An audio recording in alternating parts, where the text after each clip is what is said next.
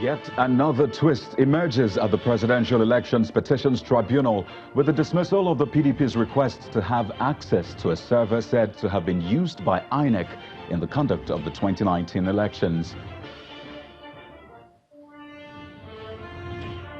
And pressure mounts on the federal government to implement recommendations made for future elections in the country. But what is INEC's game plan? We'll explore that on the program.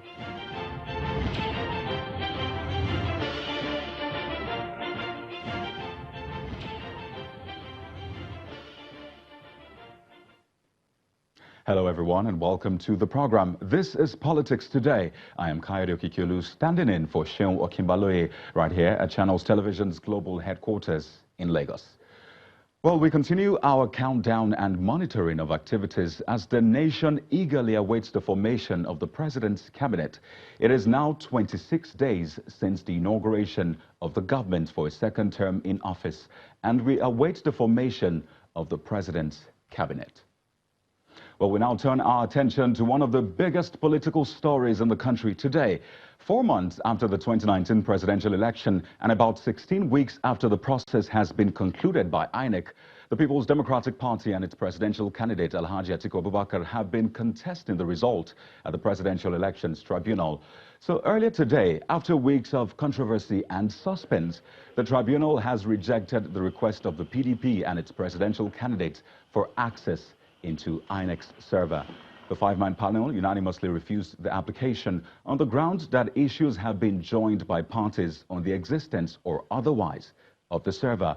The chairman of the tribunal, Justice Muhammad Garba, who read the lead judgment, said that granting the application will create the impression that the tribunal has concluded that there is a central server where results of the February 23rd election were received and stored. The judges say the tribunal cannot delve into those issues at the interlocutory stage. Well, as expected, reactions have been trailing this decision by the tribunal. So let's hear what the counsels have to say.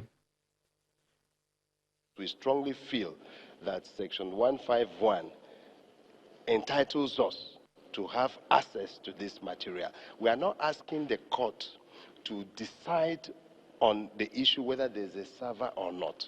We are not even asking the court to go. All we are saying, allow us access to inspect materials used by INEC. Since issues have been joined, they cannot delve into those issues now before trial. Perfectly so. Because these are the issues to be tried. You can't try them piecemeal. Well, there you have it. Let's now check out some other trending political stories at this time. Here's our political roundup.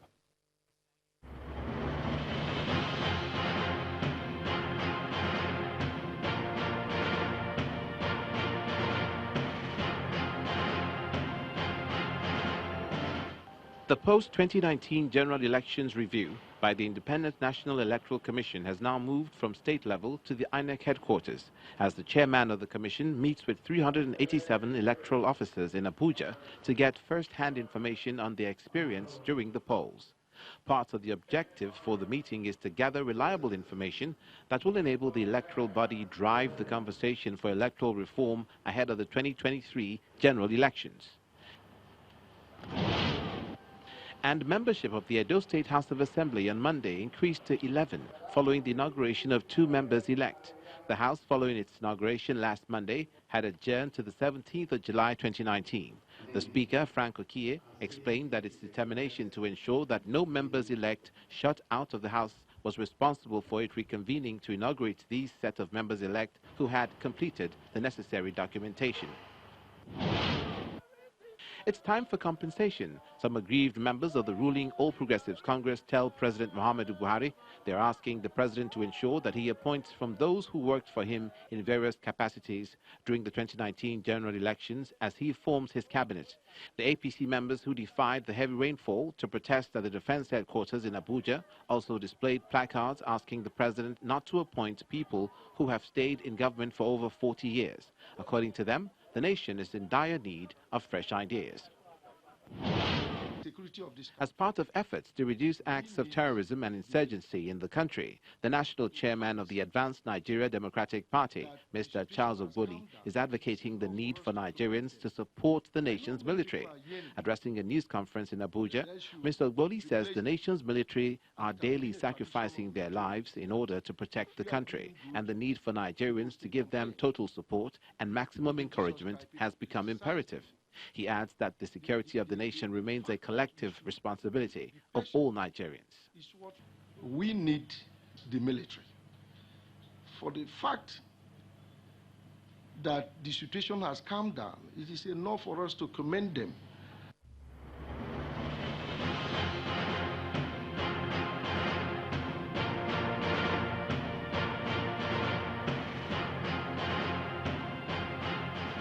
Now, if there's one topic that has dominated political discussions in the country this year, it will definitely be the 2019 elections.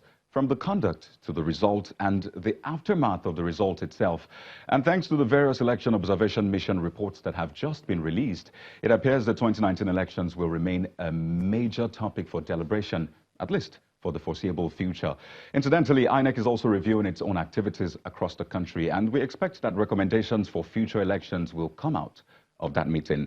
But in case you're wondering why this is a major issue, well, a credible electioneering process is to be a precursor to good governance, so it's understandable that groups and individuals are mounting pressure on the government to implement these recommendations. Tonight on the program, we'll be speaking to our guests just as a way to forge a way forward and also to take a look at the big picture, which is good governance. And we have joining us from our Abuja studio a legal practitioner, Dr. Int'l Anyegbunam. He's also the director of Africa Center for Constitutional and Parliamentary Studies. And right next to him, we have the chairman of the Buhari Media Organization, Mr. Niyi Akishiju. We'd like to appreciate your time, gentlemen, on the program this evening. Okay, so let's get right into it. Like I said earlier, the big picture is good governance. And I'd like to begin with Dr. Anyegbunam. You have listened to recommendations that have been made. I'm sure you've read those reports. And just recently, a suggestion was made that before we consider these new reports from EU, the NDI, III, let's take a look at some of the recommendations that Nigerian panels have made. What is your view on that? Well, my view is that after every election anyway, in Nigeria, we have had issues of review or reform of election process. But the most comprehensive, actually, report on reforms was the then Justice Uwe's report, which came after 2007 election.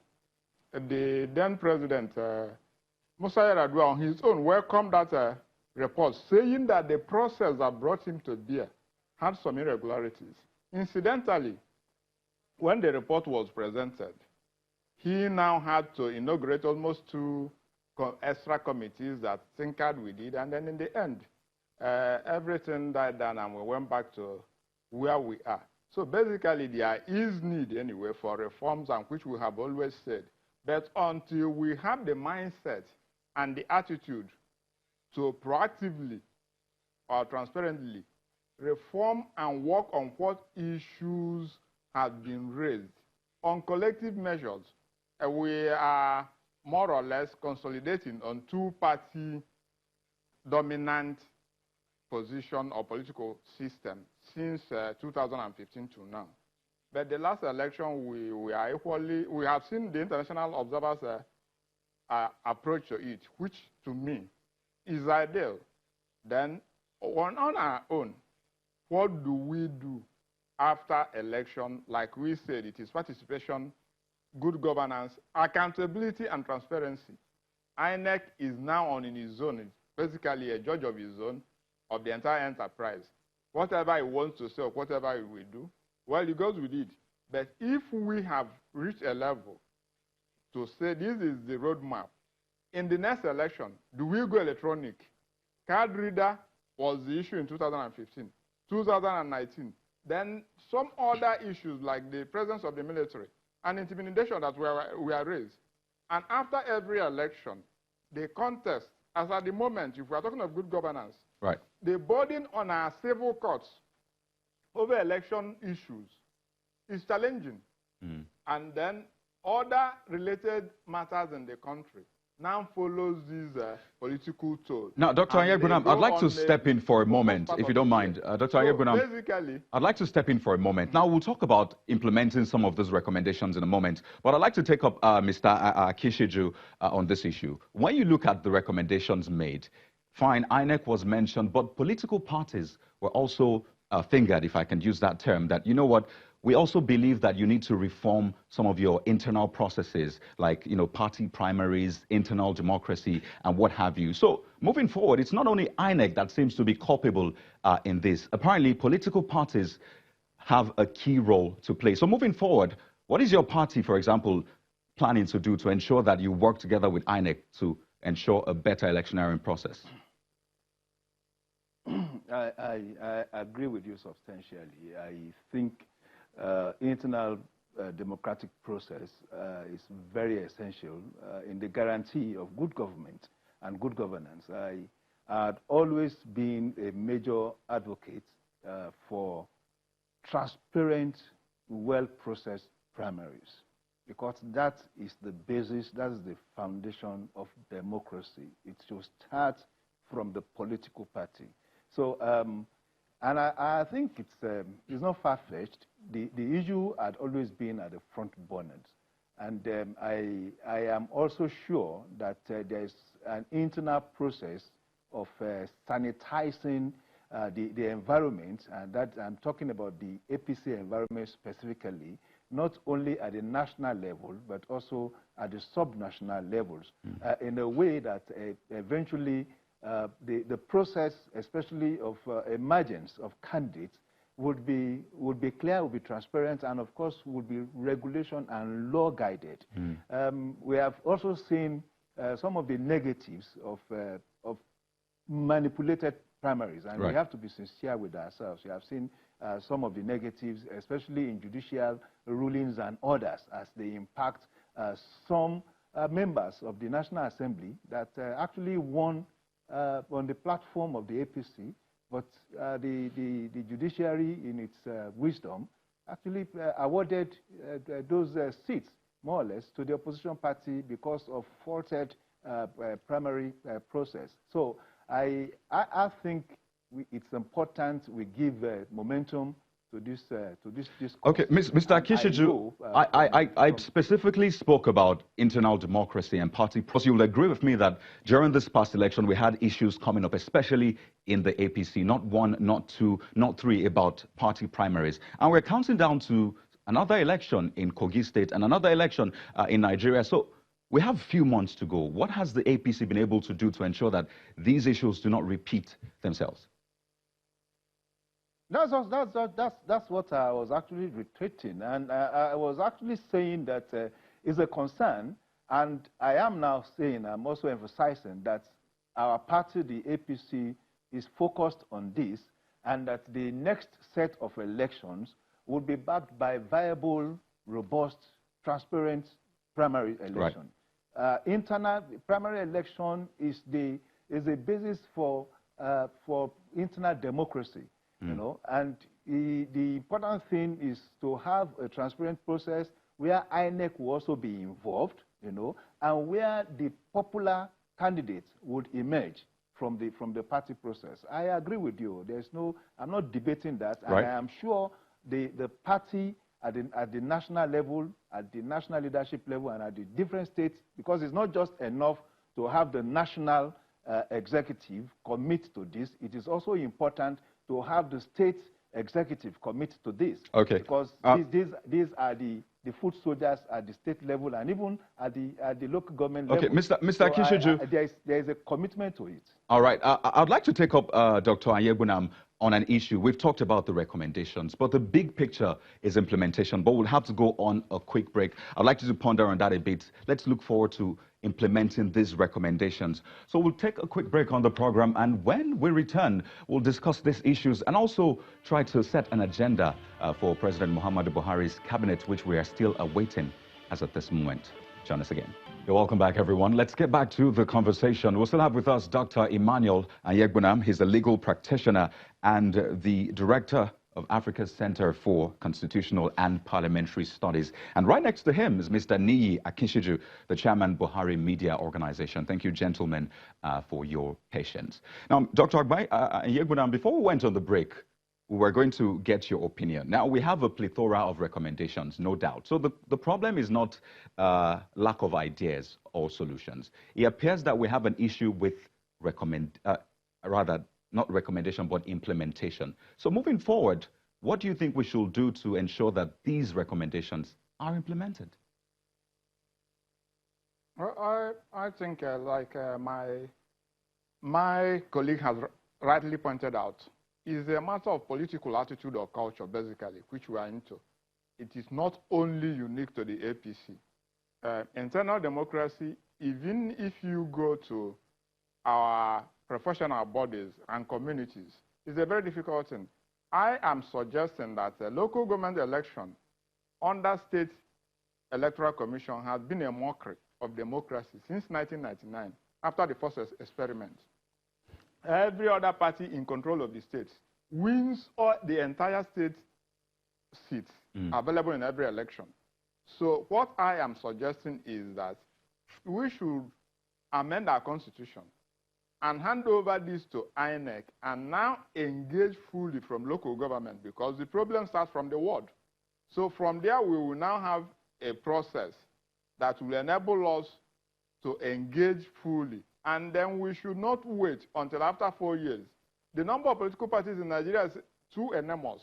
Most of them, the constitutional amendment points at particular seats you will win an election to be a registered political party. Rather, remain as an association until you come to that level. So these are the sanitization processes we have to engage ourselves in. But like I said, it is a matter of attitude. Right. It is not only to political parties. And if we can, the National Registration Agency should take a cue from the old Mansa and start on advocacy and engagement. And from secondary school, we have to establish parliamentary and constitutional clubs.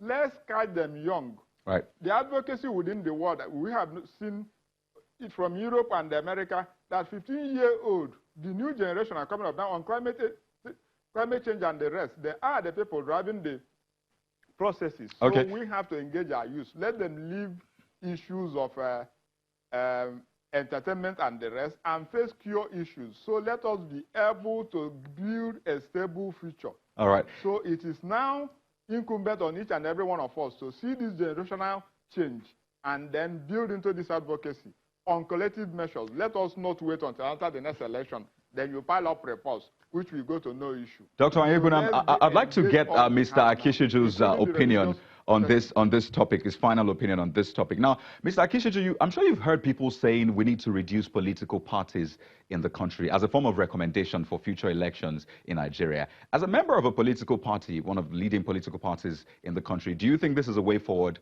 reducing it? So, I mean, this will be less competition for you, as it were.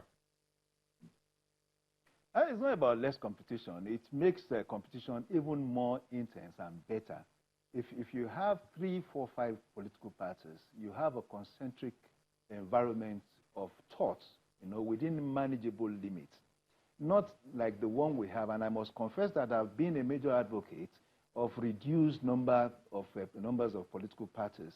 When you have 100, and the last I had is a possibility of that moving up to 210 political parties by the next round of a cycle of election. Now, I don't want to imagine the manner of ballot papers, and of course, we are likely to start breaking the Guinness Book of Record in terms of how long ballot papers will be, and to that extent, we will be causing more confusion, and either in terms of logistics, in terms of even enlightening the Nigerian people and all that. And it's going to create a lot of obfuscation in the electoral process. Right. I think the lesser the number, and I think there's also a need for the INEC to be enhanced, to be capacitated with more stronger regulatory power in terms of registering political parties. Okay, now I'd like us to shift attention away from electoral process. It's an ongoing conversation, so this is not the end of it, definitely. Let's take a look at President Muhammadu Buhari's second term in office. And this is for Dr. Ayegbunam. A lot of people are anticipating the cabinet of President Muhammadu Buhari. But then I'd like to put this to you as a legal practitioner. I mean, you are vast in constitutional reforms and, of course, the National Assembly. The question is, so far, we've not seen the president's cabinet. Is there some form of constitutional breach here, or we're good as it is? Well, the president has a constitutional power to present a list of ministers to the upper chamber of the National Assembly, the Senate. That is a constitutional responsibility which he has to perform. But we are saying, some of us believe that since 1999, when you present this list without designated portfolio, we are in a confused setting or guesswork of what will be the ultimate offices and portfolio. So the question still remains, if you designate these portfolios to them, the Senate will be in a more comfortable and viable position to now engage these candidates or nominees and know if they are the fit and proper persons for this job. I have always said this, and we still insist on that, that change would have been a departure from the old tradition. Then secondly, I have not seen from the political party or from the president a roadmap for the next 4 years, looking at the critical issues on ground. Yes, security architecture, the infrastructures, refineries, power and the rest. We have not seen what? A roadmap and implementation threshold saying this is what we have come to do after the first half. To me, the first half was 2015 to 2019. We are now already 26 days into the second half. So we've already kicked off. I have not seen a convincing collective or execution template saying this is where we are, this is where we want to be, and that's where we will be. So that's my own. Mr. Akishidu, to briefly respond to this, because of our time. I apologize. I'd like Mr. Akishidu to respond to this. Mr. Akishidu, are you concerned that 26 days into this administration, like he says there's no policy direction, there seems to be no policy direction, and we don't have ministers. Are you concerned? I am not.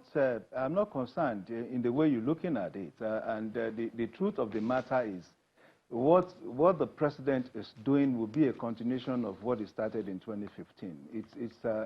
We have a president that had laid a solid foundation, either for the economy, for the security, and of course for the anti-corruption fight that he had been committed to. If we look at what the president has achieved over the last 4 years, we can't then be talking about a map when we have a map, and a map that is in implementation. Okay. The ARGP is a master plan, for the economic growth of this country, as it were. So you're saying with or without ministers, we're good? It's very obvious. I've been realized. We had ministers. Mr. And Akishidu, don't forget that the National Assembly itself was just inaugurated last week. Mr. Akishidu, I understand that we're out of time. I apologize for cutting you short, but I'd like to appreciate you very much for your time. We've been speaking with Mr. Niyi Akishidu, the chairman of the Buhari Media Organization, as well as Dr. Emmanuel Ayegbolam. He's a legal practitioner and also the director, Africa Center for Constitutional and Parliamentary Studies. We're hoping to get this side of the People's Democratic Party, but they couldn't join us on the program. Well, that's our show for tonight, everyone. Many thanks for watching. I am Kayode Okikelu. Bye for now.